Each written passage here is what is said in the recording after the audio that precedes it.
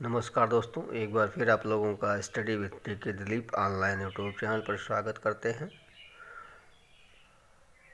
हम लोगों ने पिछले वीडियो में देखा था कि शैक्षिक समाजशास्त्र का अर्थ, परिभाषा और उसकी प्रकृति के बारे में और शैक्षिक समाजशास्त्र के क्षेत्र के बारे में अध्ययन किया था। हमने देखा कि शैक्षिक समाजशास्त्र के अंतर्गत जो उसकी प्रकृति है वह कहीं न कहीं समाजशास्त्र के एक शाखा के रूप में हम शैक्षिक समाजशास्त्र का अध्ययन करते हैं और यह कहीं न कहीं समाज और शिक्षा को संबंधित करके अध्ययन करता है। इसका व्यवस्थित अध्ययन करता है समाज और शिक्षा को लेकर के। यदि हम उसके उद्देश्यों की बात करें तो देखते हैं कि जो भी विचार सिद्धांत आते हैं उनका कोई न कोई उद्देश्य होता है, कोई न कोई, जिसके लिए हम उसको बनाते हैं कि हमारा ये उद्देश्य है। तो शैक्षिक समाजशास्त्र के अध्ययन का उद्देश्य जो है नागरिकों में, व्यक्तियों में जनतंत्रीय विचारधाराओं को समझाने का या उनको बताने का कार्य करता है और साथ ही साथ में शिक्षक के रूप में उसे दिशा निर्देश देता है, पाठ्यक्रम के रूप में उसे बताता है। साथ ही साथ में विद्यालयों को जो भी सामाजिक कारक या जो भी सामाजिक तत्व हैं प्रभावित करते हैं विद्यालयों को, उनको भी समझने का प्रयास करता है शैक्षिक समाजशास्त्र के अंतर्गत।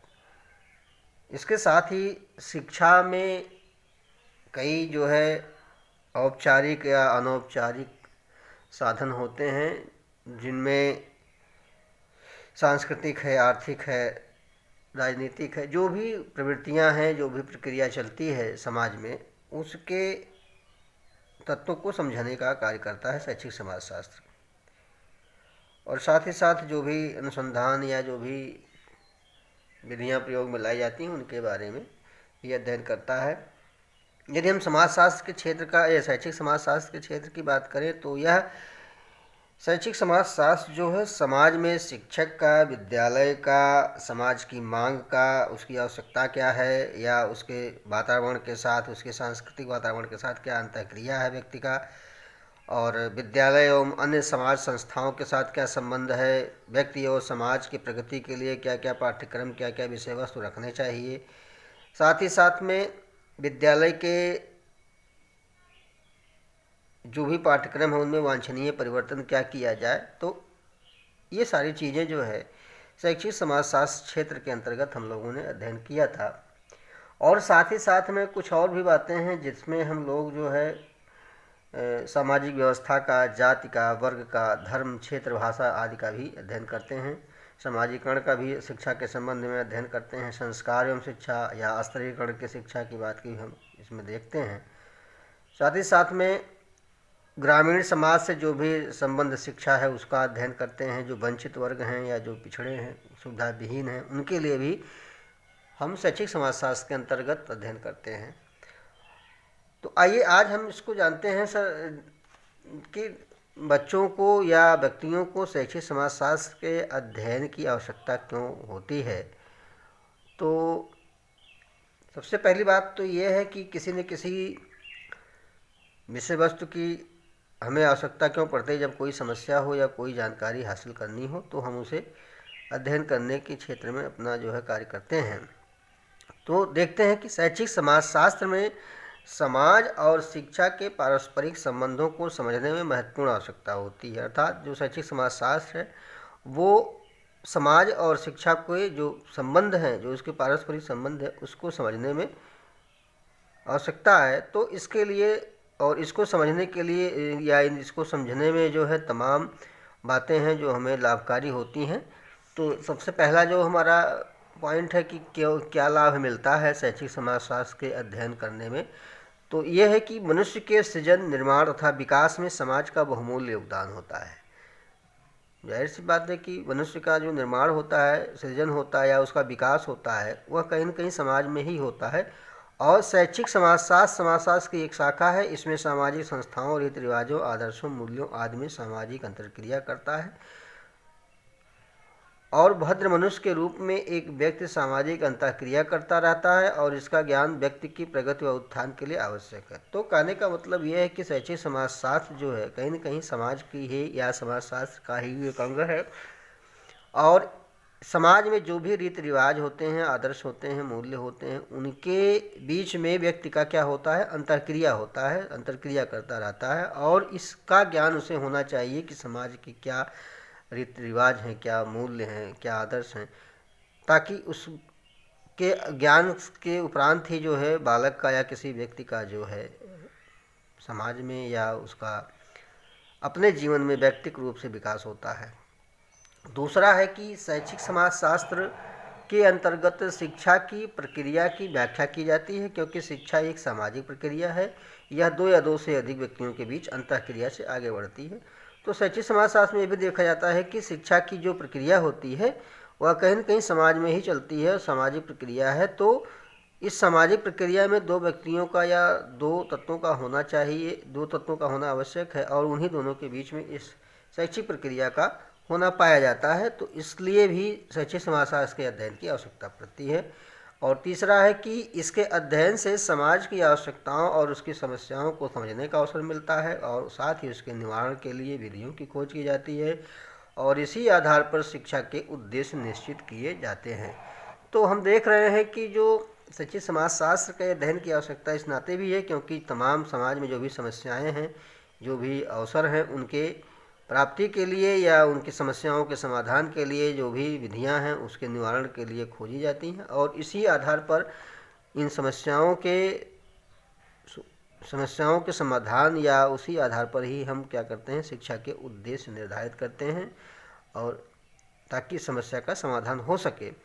इसके बाद अगला है कि यह शिक्षण विधियों के चयन में भी सहायक एवं आवश्यक है। तो शैक्षिक समाजशास्त्र के अध्ययन की ज़रूरत इस नाते भी है कि जो भी शिक्षण विधियां हम समाज के ऊपर या व्यक्ति के ऊपर फॉलो करते हैं उसका चयन भी जो है होना हम जरूरी है, और इसके लिए हमें शैक्षिक समाजशास्त्र के अध्ययन की आवश्यकता पड़ती है। इसके बाद अंतिम है कि शैक्षिक उद्देश्यों की पूर्ति हेतु पाठ्यक्रम का चयन कर सकते हैं। हमने भी चर्चा किया कि पाठ्यक्रम चयन के लिए या जो भी सामाजिक सांस्कृतिक जो भी परिवेश है व्यक्ति का, उसके आधार पर पाठ्यक्रम, उसकी आवश्यकता के आधार पर पाठ्यक्रम का चयन जो है शैक्षिक उद्देश्यों की पूर्ति के लिए किया जाता है। तो हमने देखा कि जो शैक्षिक समाजशास्त्र है वह कहीं न कहीं पाठ्यक्रम के चयन में और शिक्षण विधियों के चयन में बहुत आवश्यक है। इस नाते इसका ज्ञान हमें होना चाहिए, और जो भी सामाजिक परिस्थितियां होती हैं उनमें व्यक्ति का सामंजस्य करने का गुण होना चाहिए। इसलिए शैक्षिक समाजशास्त्र के ज्ञान की आवश्यकता पड़ती है। इसके बाद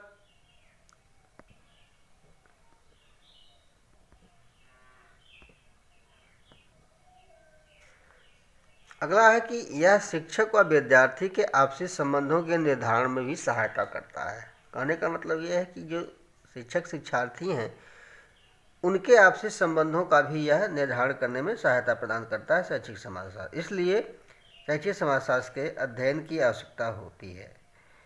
इसके अलावा जो शिक्षा में अनुशासन हेतु तमाम जो विचार दिए गए हैं, अलग अलग विचार लोगों ने दिया है, अलग अलग दर्शन में अलग अलग विचार मिले हैं, चाहे वह दमनात्मक अनुशासन हो या प्रभावात्मक अनुशासन हो या मुक्तात्मक अनुशासन हो। तो इसको समझने के लिए भी जो है बालकों को सामाजिक क्रियाओं में भाग लेना पड़ता है, और इसलिए शैक्षिक समाजशास्त्र के अध्ययन की आवश्यकता पड़ती है। तो हम देख रहे हैं कि शिक्षा में अनुशासन है तो अलग अलग विचार हैं, और अनुशासन एक सामाजिक भावना है जो सामाजिक नियमों के पालन के रूप में प्रकट होती है। इसलिए बालकों को सामाजिक क्रियाओं में भाग लेने के लिए अवसर प्रदान किए जाने चाहिए। तो कहने का मतलब ये है कि जो अनुशासन होता है वो कहीं न कहीं समाज द्वारा ही, समाज से ही निकल करके या सामाजिक भावना के रूप में हमारे ऊपर जो है लागू होते हैं, और इसी नियमों के पालन के रूप में जो है हमें जो भी चीज़ें करनी होती हैं इसके ही दायरे में रह करके करना होता है। इसलिए शैक्षिक समाजशास्त्र का अध्ययन आवश्यक है।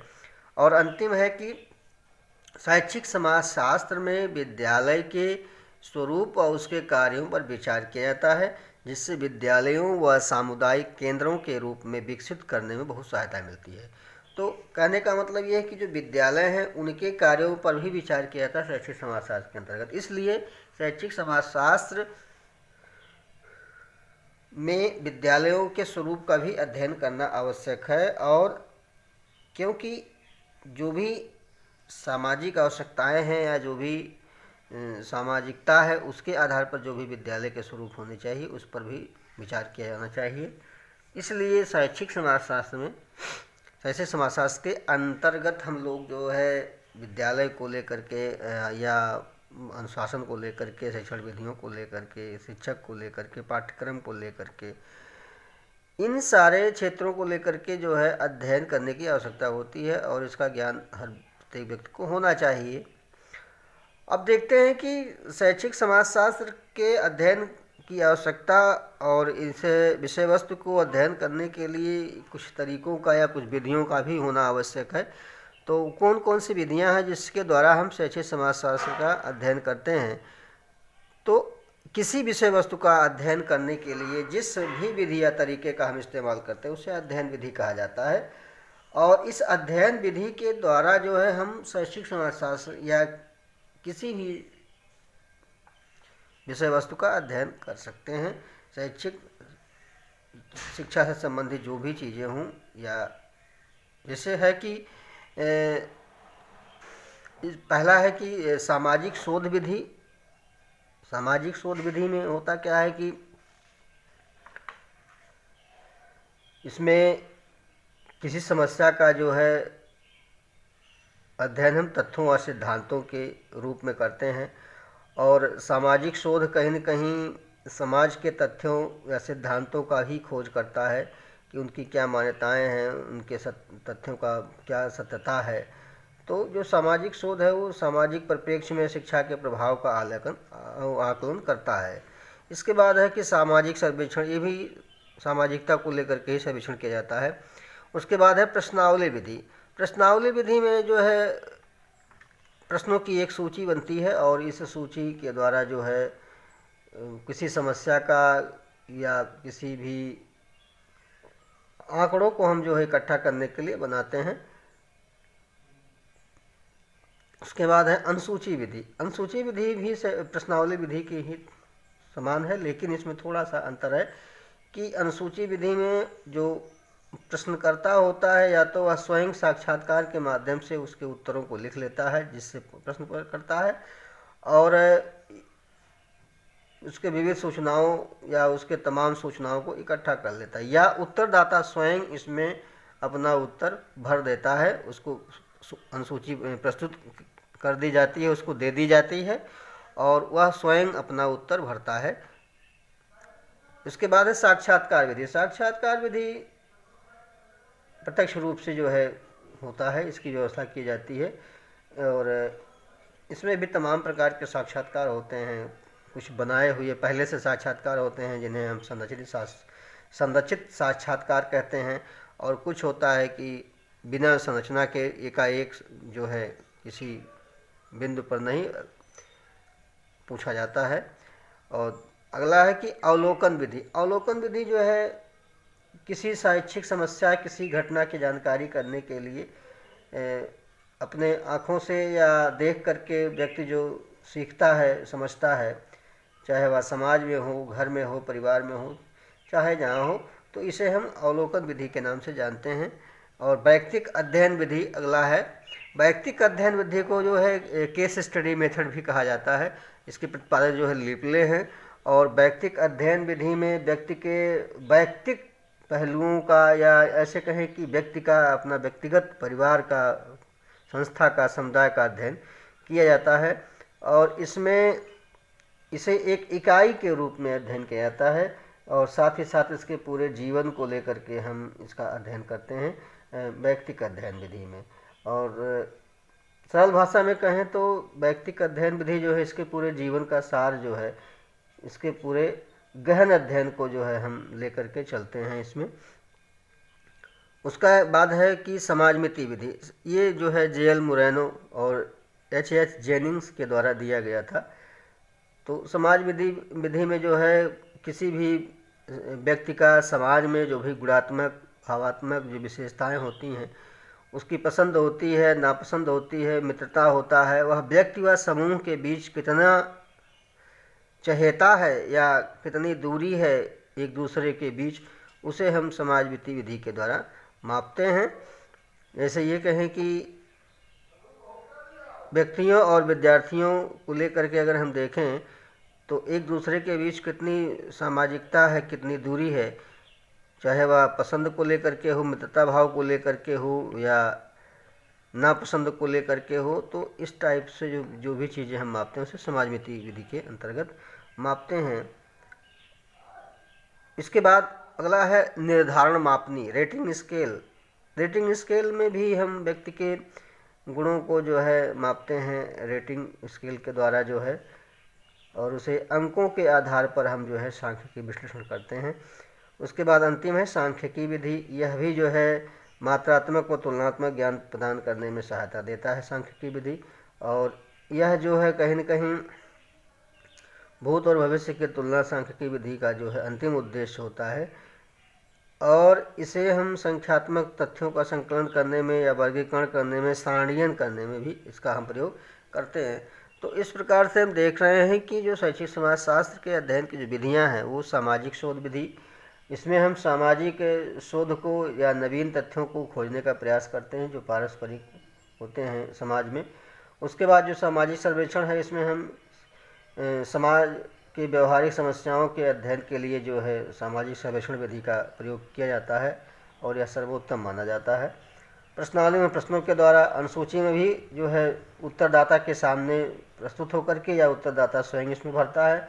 साक्षात्कार में प्रत्यक्ष रूप से साक्षात्कार द्वारा लेते हैं। अवलोकन में किसी समस्या को देख करके समस्या का समाधान करना या किसी वस्तु को देख करके आँखों से विचारपूर्वक अपने अध्ययन करना जो है। उसके बाद जो वैयक्तिक अध्ययन है, वैयक्तिक अध्ययन विधि में जो है व्यक्ति के गहन अध्ययन या उसके व्यक्ति के जो सर्वांगीण विकास में जो भी चीज़ें आ रही हैं उसका हम गहनता से अध्ययन करते हैं, और एक इकाई के रूप में, चाहे वह व्यक्ति का हो या परिवार का हो, इसको लेकर के अध्ययन किया जाता है।